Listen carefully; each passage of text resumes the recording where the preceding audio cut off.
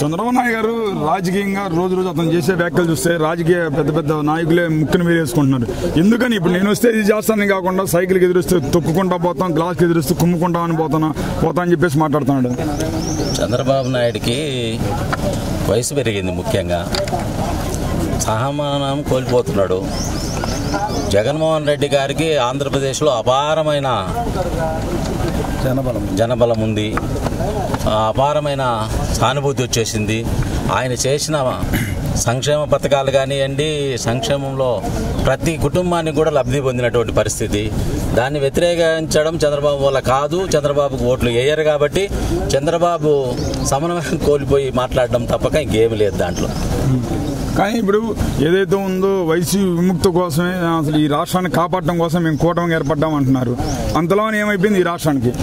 నువ్వు 14 సంవత్సరాలుగా నువ్వు పరిపాలన చేశావు, మరి నీ పరిపాలనలో రాష్ట్ర అభివృద్ధి నీకు కనపడలేదు కదా.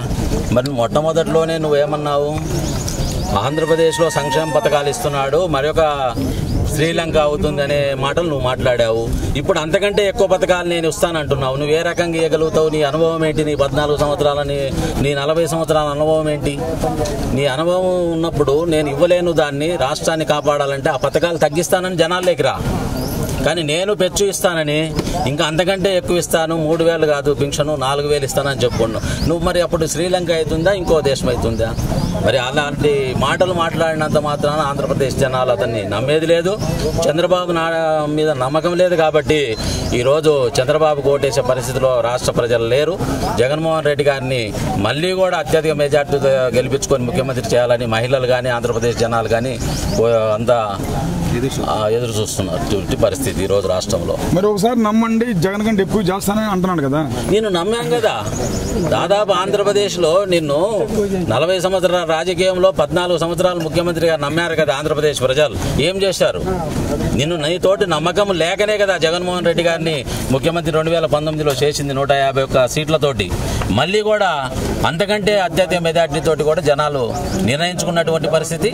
చంద్రబాబు నాయుడిని ఓడించడమే వాళ్ళ జనాల ఒక అది వాళ్ళ ఆలోచన పరిస్థితి. చంద్రబాబు వస్తే ఏముండదు, కార్పొరేట్ వ్యవస్థ నడుస్తుంది, పేద ప్రజలకి ఎలాంటి అవకాశం ఉండదు అనేది ఆంధ్రప్రదేశ్ జనాలు తెలుసుకున్నటువంటి పరిస్థితి ఈరోజు. మరి తెలుగుదేశం ఓటు లేకపోతే ఇప్పుడు ఇళ్లలో మీ భర్తలకు అన్నం పెట్టద్దు, వేస్తానంటే పెట్టండి, అట్లయితే ఇంట్లో రాయండి అంటున్నారు చంద్రబాబు నాయుడు. వాళ్ళు నమ్ముతే కదా, ఈయన ఏది చెప్పినా కూడా నమ్మాలి కదా, నమ్ముతే కదా.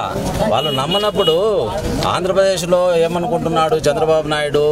పథకాలన్నీ కూడా మహిళలకు వచ్చినాయి కాబట్టి, కుటుంబాలన్నీ బాగా ఉన్నాయి కాబట్టి ఆంధ్రప్రదేశ్లో పేద ప్రజలు, మైనార్టీలు, ఎస్సీ ఎస్టీ మైనార్టీలు అందరూ కూడా ఆప్యాయంగా ఉన్నారు కాబట్టి జగన్మోహన్ రెడ్డి మీద ఇతను ఏదో ఆ మాటలు మాట్లాడితే జనాల్లో వస్తుందనే ఆలోచన ఉంది. కానీ ఎలాంటి పరిస్థితుల్లో మార్పు అనేది రాదు మహిళల్లో.